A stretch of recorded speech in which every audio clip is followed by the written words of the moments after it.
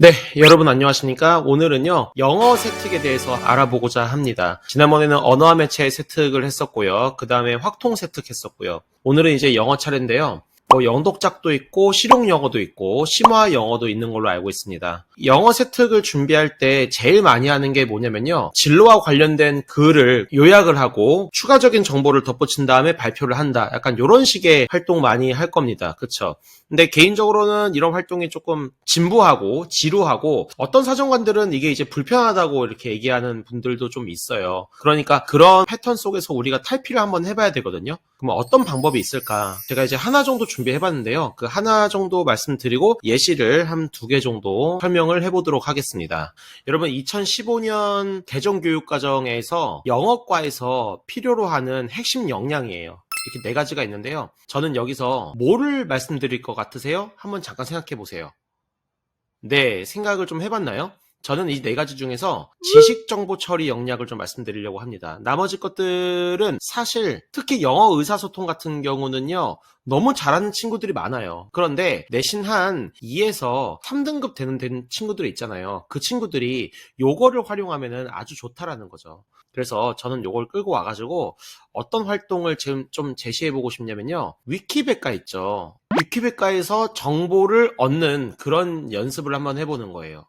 이게 굉장히 어렵습니다. 여러분들 그 위키백과 많이 봅니까? 나무위키 같은 거 많이 보죠. 그러니까 우리가 순간적으로 나름 깊이 있는 정보를 얻으려고 한다면은 여러 사람들이 정보를 생성할 수 있는 백과사전을 많이 보기 마련인데요. 그럼 나무위키를 많이 볼 겁니다. 그럼 여러분들 우리말을 할 수 있기 때문에 나무위키를 통해서 정보를 많이 얻을 수 있죠. 마찬가지입니다. 영어를 잘한다는 것은요. 영어로 된 위키백과에서 정보를 빠르고 순식간에 그리고 되게 풍부하게 깊이 있게 얻어낼 수 있다라는 것이죠. 그 정도 역량만 돼도 변화하는 세계 속에서 정말 지성 있는 대학생이 될 수 있는 방법이 될 수 있지 않겠습니까? 물론 위키백과가 전부는 아니죠. 거기서 이제 개론서로 가야 되고 개론서에서 이제 더 깊이 있는 전공서로 가야 되고 논문으로 가야 되고 이런 코스를 밟아야 되는 게 맞긴 맞습니다. 근데 우리는 어쨌든 내신 2에서 3등급 되는 친구들이 이런 역량을 가지고 있고 이런 어떤 훈련들을 지금까지 해왔다는 것을 세특에 기록할 수 있다면은 그게 정말 좋은 전략이 될 수 있기 때문에 저는 요거를 좀 말씀드리고자 합니다. 제가 실제로 영어 독해와 작문 교과서를 한번 좀 살펴봤어요.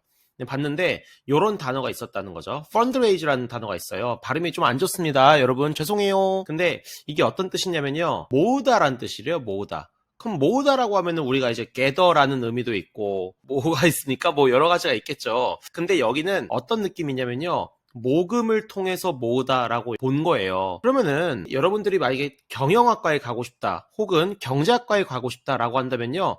이 fundraise라는 단어에서 펀드라는 단어를 좀 이렇게 캐치할 수 있을 것이고요. 그 다음에 raise라는 단어도 캐치할 수 있을 것 같아요. 근데 어쨌든 이것이 모금을 통해서 모으다라는 사실과 어떤 연관성이 있을지 궁금할 수 있잖아요. 그러면은 여러분 이런 것들을 위키백과에 치는 거죠. 제가 한번 쳐봤습니다. 여기 보면 이제 펀드레이징이라는 단어 설명이 나와 있죠. 이런 것들을 오히려 해석을 해보는 거예요.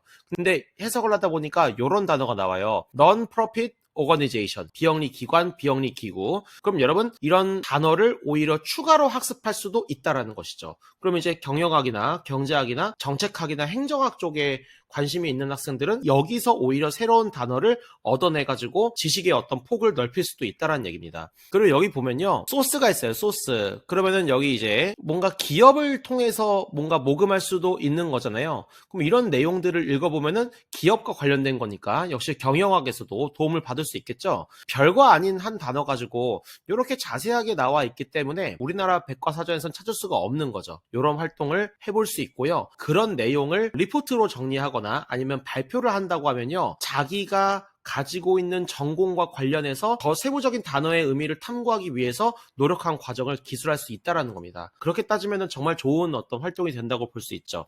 아까 Non-Profit Organization이라는 말이 나왔죠. 심지어 Fundraise라는 단어가 나온 그 단원에 Non-Profit Organization도 나왔어요. 이 연관성을 위키백과에서 깊이 있게 이해할 수 있겠다라는 얘기입니다. 도네이션 기부라는 뜻이잖아요. 이것도 그 책에 나오는데 아까 제가 자세히 보여드리진 못했지만 그 펀드레이즈와 관련된 위키백과 파트에도 이게 나와 있습니다. 우리가 이런 영어 단어 와 관련된 내용을 위키백과에서 검색하면은 추가적인 정보를 얻을 수 있다라는 사실이 되게 고무적이고, 이렇게 깊이 있는 탐구를 하는 과정이 오히려 전공과 관련해서 내용을 뚝 따가지고 그냥 발표를 탁 해버리는 것과는 차원이 다른 영역이라고 볼 수 있겠죠. 네, 이제 다른 부분에서 내용을 한번 더 갖고 와봤는데요. Tangible Cultural Property. 와, 발음 진짜 정말 최악입니다. 죄송해요, 여러분. 네, 죄송해요. Tangible Cultural Property라는 말이 있었어요. 저는 일단 요 두 개 단어는 어떤 느낌인지는 알 것 같아요. 근데 요 말은 진짜 제가 모르는 단어였거든요. 근데 이게 일단은 뭐라고 설명이 되어 있냐면요. 유형 문화재라고 되어 있었어요. 근데 이제 요게 그러면은 유형의라는 뜻을 가지고 있다라고 예측이 되잖아요. 그래서 실제로 사전을 검색을 해보니까 tangible, 유형의라는 의미를 가지고 있습니다. 그리고 반대말을 보니까요, intangible 이라는 말도 있어요. 그럼 이게 무형의라는 의미를 갖고 있겠네요. 요렇게 사전을 찾아 나가면서 단어의 의미를 깊이 있게 알게 되는 내용을 그냥 그거를 세특에 써도요, 훨씬 좋은 세특이 될 수 있어요. 근데 저는 여기서 그치는 게 아니고요. Tangible Cultural Property가 유형 문화재라고 했잖아요. 과연 미국에서는 그렇게 말을 하냐? 이렇게 Tangible Cultural Property라는 말이 있는가? 그래서 한번 뒤져봤습니다. Tangible Cultural Properties라는 말이 없었어요. 없어가지고 열심히 찾아보니까 Intangible Cultural Property라는 말은 있어요. 그러니까 이거는 이제 무형 문화재가 되는 거잖아요. 근데 이런 말을 쓰는 게 어디에 쓰냐면요. 재팬, 코리아, 필리핀밖에 안 쓴대요. 그러니까 유형 문화재, 무형 문화재라는 개념이 있다 없다가 아니고 무형 문화재를 Intangible Cultural Properties라는 말을 쓰는 국가는 3국가밖에 없다라는 거죠. 여기서 제가 이제 더 깊이 있게 좀 찾아봤거든요. 미국은요, property라는 단어를 안 써요. 여기 보시면요, cultural heritage라는 단어를 쓴다는 거죠. cultural heritage. 그러면 cultural heritage에 type of heritage라고 해서 cultural property가 안에 들어가 있는데요. 요거는 뭐냐면요, physical, tangible, cultural heritage를 말한대요. 즉 유형의 어떤 문화유산을 말한다는 거죠. 그러니까 무형의 것들에 대해서는 cultural property라는 말을 안 쓴다라는 거예요. 근데 그런 말을 쓰는 나라는 우리나라랑 일본이랑 필리핀밖에 없다라는 사실을 위키백과를 통해서 알게 됐다라는 겁니다. 여러분, 이런 식으로 깊이 있게 공부를 해봤나요?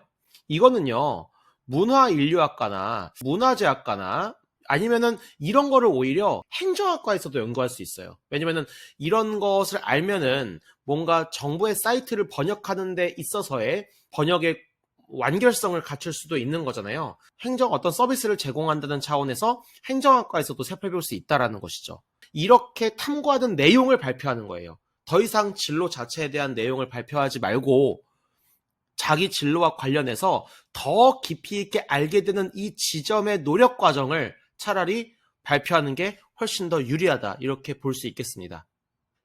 네, 정리할게요.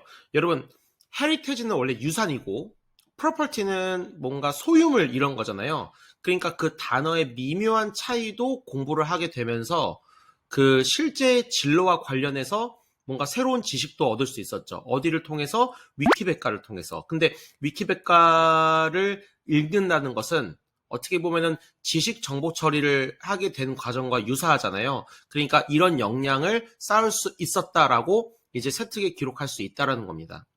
예, 이런 게 되게 중요하겠죠. 그쵸? 그리고 이거와 더불어서 새로운 단어들을 계속 이렇게 살펴보게 되고, 단어뿐만이 아니고 문장 차원까지 이제 적절성을 판단하거나 아니면은 문장 차원의 독해를 능수능란하게 함으로써 위키백과의 문장도 손쉽게 알 수 있게 되고, 나아가서 전공서적도 쉽게 읽을 수 있는 역량을 기르게 될 수 있다라는 것입니다. 2, 3등급 되는 친구들, 영어를 어느 정도 할 줄 아는 친구들이 뭔가 영어를 깊숙이 공부한다는 지점이 어떤 건지를 좀 보여드리고 싶었어요. 이해되시죠? 네. 자, 오늘 영상 도움 되셨다면요, 구독과 좋아요 많이 눌러주시고요. 상담 받고 싶으신 친구들 메일 보내주시고 인스타 DM 보내주시면은 답장 드리도록 하겠습니다. 네, 여러분 감사합니다.